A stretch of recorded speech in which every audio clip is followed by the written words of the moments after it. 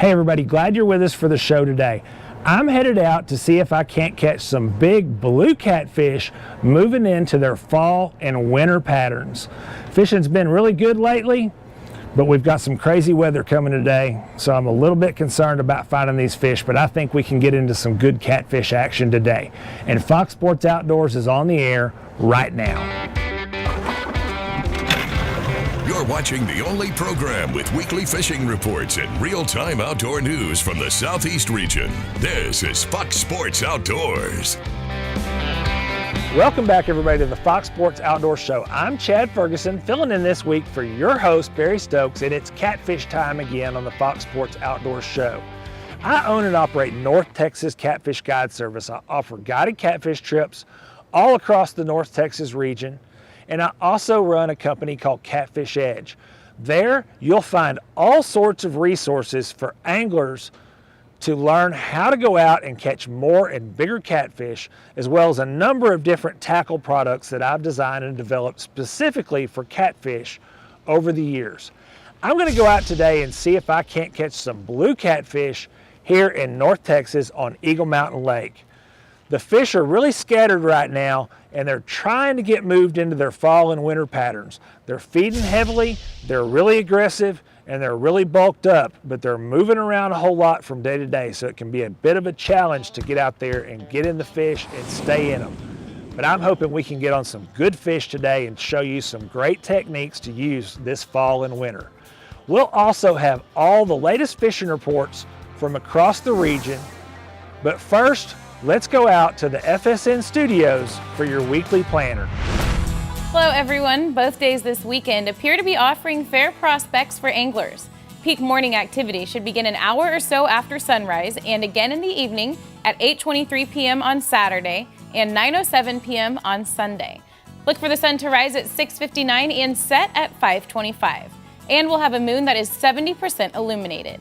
Hang with us for freshwater and coastal information from around the region. Plus, Bassmaster angler Mike Iaconelli joins us for this week's Ask the Pro segment.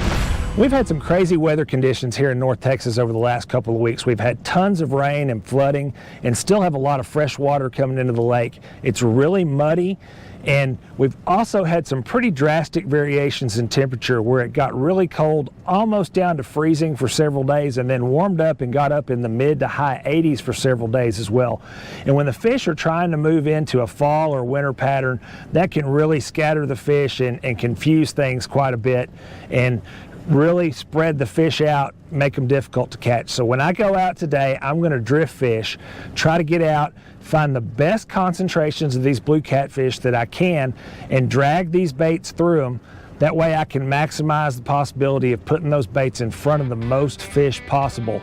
A lot of times this time of year, that's the best approach, especially when the fish are transitioning and aren't really in a full pattern yet. So let me get out, get set up, see if I can't catch some of these blue catfish while we catch a quick break. Fox Sports Outdoors is brought to you by MotorGuide's new wireless and easy-to-use XI3. XI batteries powering the world forward. Waypoint Marine, the Gulf Coast's leading saltwater boating specialist. And Strike King, designed by the pros, fished by you. There we go. I've had to move around quite a bit.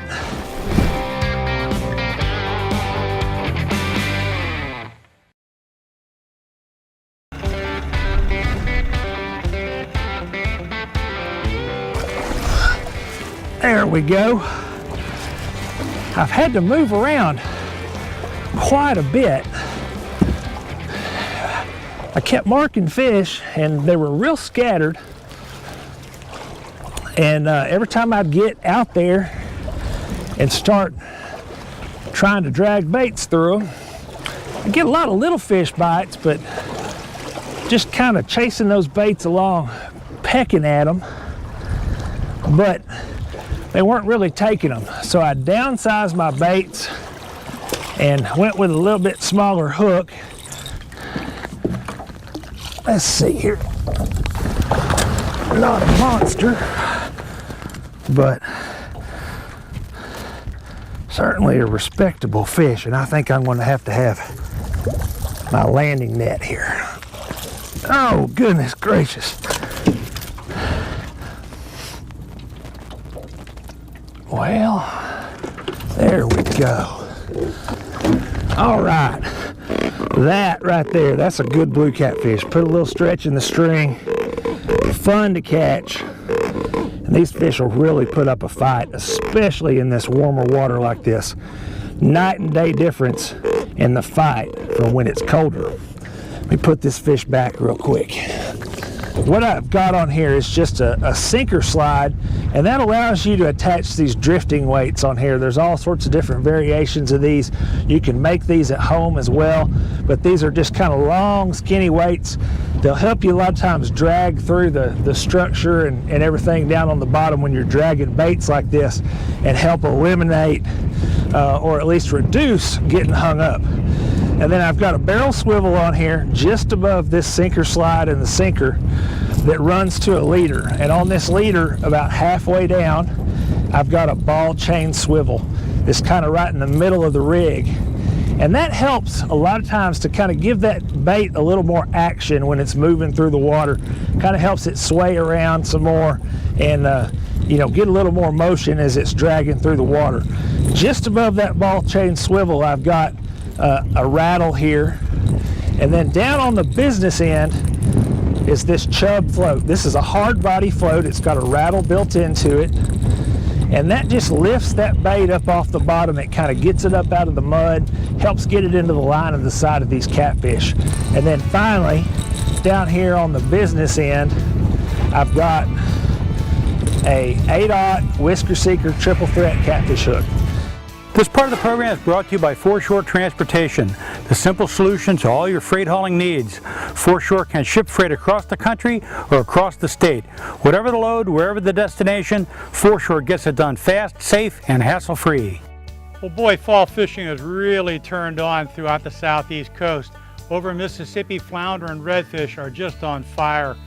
Two young men I know, good fishermen, Ivan Strahan and Matt Holtz, fished out of Pascagoula and Biloxi recently. They used lures and lures only, artificials. They caught 33 redfish and 16 flounder to 5 pounds. They're targeting points, want moving tides, creek mouths, shell bars. Of course, they didn't keep them all. They culled their fish and kept their limits. But what a great time to be fishing in the southeast. Tuna fishing has been excellent off the Mississippi coast, West Mississippi.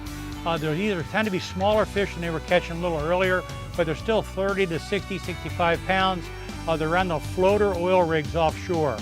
In Alabama, plenty of redfish around Dixie Bar and in the lower bays, the marsh edges and creeks. There's trout under diving birds. In Georgia, fall fishing is peaking too. Lots of redfish, trout, and sheep's head, according to my friends Captain Tim Cutting and Greg Hildreth out of St. Simon's Island. The bull redfish are thick all around the inlets. These are fish up to 40 pounds and you can catch just about all you want. Trout fishing has been great for anglers using mirror lures and jigs. Look for a sheep's head around the rocks with live fiddler crab. Well, that's it for the southeast coast. Get out in the water and take a youngster with you when you go. There we go. Another good solid blue cat there. Let's see how.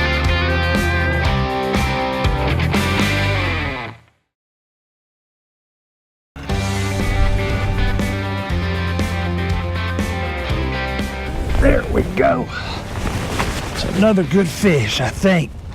It hit that bait really, really hard. Just slammed that rod. I've had a really, really difficult time with the weather here. You know, it's just been crazy today. It was real calm this morning, and when I got out here before the sun came up, and then the wind just started blowing like crazy, and we have a little bit of a front coming in. We've had a lot of cloud cover start to move in. And I've had a real hard time keeping the boat slowed down. I've got 2 drift socks in the water, one of which is 10 foot. And I've had a hard time keeping the boat slowed down. And that really can impact the bite sometimes. Usually this time of year, when the water is a little bit warmer, then you can drift a little faster. There we go. Another good solid blue cat there. Let's see how I'm going to get this one in. There we go. All right. But when the fish can be a little bit temperamental to that drift speed. There we go. That's a nice blue cat there. Just about the same size as that other one that I caught. And I've had several other real good bites drifting right through here, so I'm hoping that I catch another one. But that drift speed is critical. Let me put him back real quick. Sometimes you have to really play with that drift speed. Usually, like I said, when it's warmer like this, usually you can get away with drifting a little bit faster, 0.6, 0.7 miles an hour or so, sometimes even maybe a little bit faster than that. But today, the fish seem to be real temperamental with that speed, and they're wanting those baits a little bit slower. Hey guys, this week's Tennessee, Mississippi, and Alabama report is brought to you by Orion Coolers. Made right here in the great state of Tennessee. They've got tons of sizes, options, the coolest colors, and the greatest value of any cooler on the market. Check them out online at orioncoolers.com. It is fall, it is cool, it is a great time to be out here. If you can put up and work around the cold weather, you're going to most likely have a whole lot of the lake to yourself, and you're going to have a lot of fish that are biting. Let's start in Mississippi, and I'm going to go bass fishing at Bay Springs. It's kind of a hidden gem in that part of the world, known for big spotted bass, and right now a topwater bait, a swim bait, an A-rig can really load the boat with some big fish right now. In Alabama, I'm going Pickwick Lake. I know Pickwick encompasses a little bit of Mississippi, a little bit of Alabama, a little bit of Tennessee. Let's call it Alabama for today's sake. Those big smallmouth down there are biting. They're biting swim baits, they're biting spinner baits, and they're biting a topwater, a sexy dog and a mega dog from Strike King right now in the oyster color, off the charts. Big smallmouth down there. In Tennessee, I'm going to go Dale Hollow right now because your opportunity to catch a giant smallmouth there is so great as well. It is, there are tons of largemouth, tons of spots. It's the only lake in my life I've ever caught a 5-pound largemouth, 5-pound spot, and a 5-pound smallmouth all in the same day, and it was this time of year when I did it. So guys, right now Dale Hollow is a great place to be. Like I said, awesome time to be here. We'd love to see you here in Tennessee, Mississippi, and Alabama. God bless. We're taking a break, but first, here are a few pictures from our Big Catch of the Week contest. These photos were not picked as winners, but we still wanted you to see some of the fantastic catches from around the region. We'll reveal this week's winner in just a bit toward the end of today's program. Back in a bit.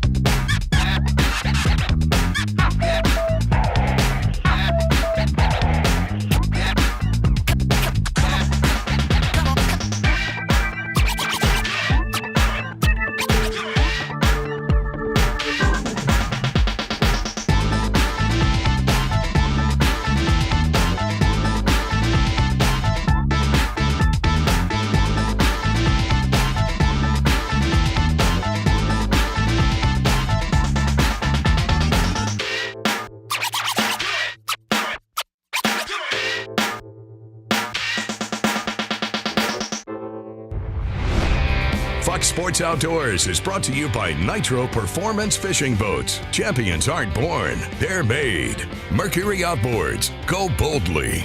Gulf Shores and Orange Beach, Alabama. Plan your fishing vacation and catch the details at orangebeach.com/fishing. And Lowrance and the new Hook 2, the world's easiest fish finder. There's another good blue catfish. That's really what I've wanted to be. Catch just like that all day long.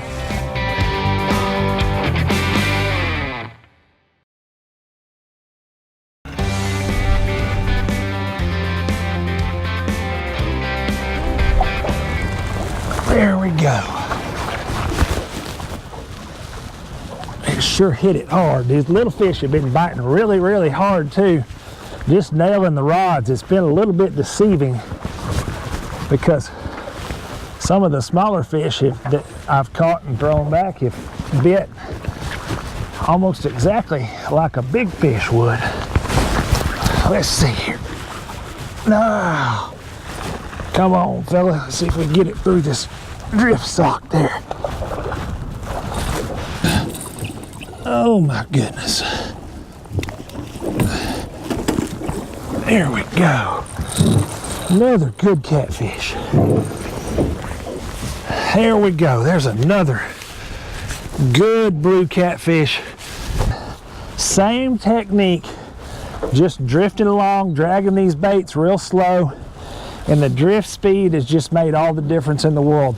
Now that it's gotten late in the day, let me get this fish put back here.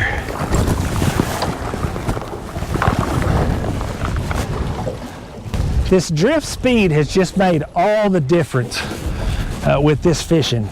And you know, I've been out here quite a while today. Oh, I got another fish. There we go. Got another good bite here. What I'm using for bait today is cut shad, and I'm using big gizzard shad I caught early this morning. And for some reason, I've had more bites and caught more fish on those heads than I have anything else. Look at that. That's a big flathead. I'm gonna have to have a net for that. No wonder that fish was so feisty. There we go. That's a good fish right there. Big flathead catfish.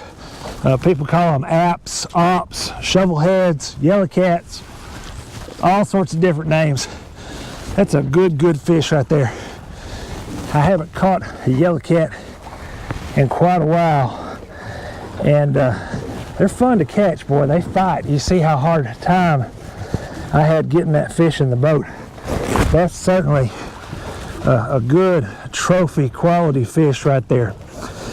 These fish feed primarily on live bait, yellow cats do.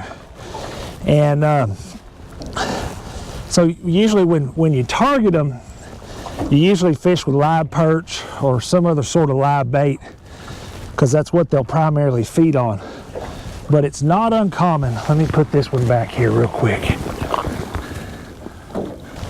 I usually find when I'm fishing like this, it's not that uncommon to catch these flathead catfish when you're drift fishing like this with cut bait, because you know that bait is moving. Hey folks, it's time for your Carolinas Report this week, brought to you by the Crazy Sister Marina, the leader in water sports along the Grand Strand. We can take care of all your needs along the water. It's late fall, early winter, great time to get offshore and do some fishing. From bottom fishing to trolling offshore, we can take care of all your needs right here. Visit crazysister.com for more information. We're going to talk about saltwater. You know, it's my favorite time of the year to get out and target grouper. You can find those calm days where you can get out to those ledges, and you can find those gag grouper moved in this time of the year in 45, 50, and 60 foot of water on any ledges and live bottom areas that you've got. Live pinfish are a great bait. Boston mackerel, frozen, are a great bait. And of course, cigar minnows work wonderfully too. Also moving offshore a little bit, we'll talk about that trolling out there, and the wahoo, we're starting to see some real big fish getting caught. You know, the next couple months, unfortunately, we won't be with you, but it'll be some of the best wahoo fishing. Get out there, you can find those 60 to 80 pound class and even bigger fish. If you fish in those shallow areas up on top of that break where the last remnants of bait fish are out there, you get on top of that bait, you're gonna find the big wahoo this time of the year. Remember, fish smarter, not harder, and keep your chaos organized. I've worked my tail off to catch fish today, and this has been the most productive fishing. Right here at the 11th hour, the sun's going down, it's getting cold, and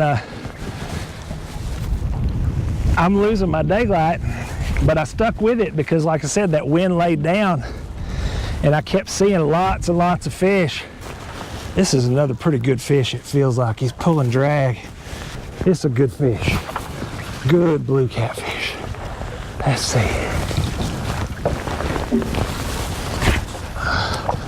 Pretty good workout.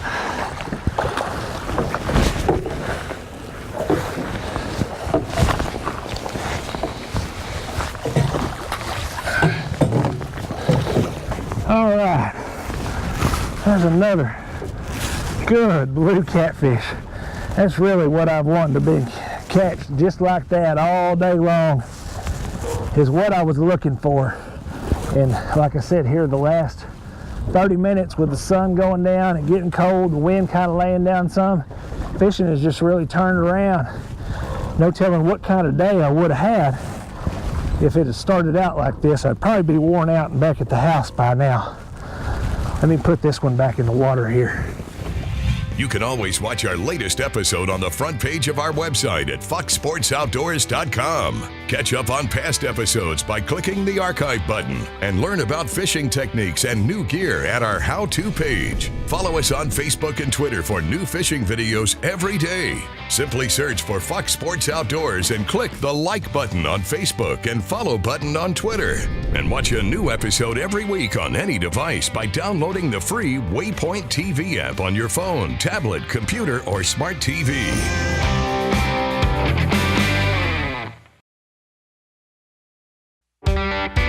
Fox Sports Outdoors is brought to you by Lew's. Feel the difference. Gene LaRue and Bobby Garland. We know bass and crappie from heads to tails. And by Glacier Glove. Stay outdoors longer with our gloves, hats, and shades.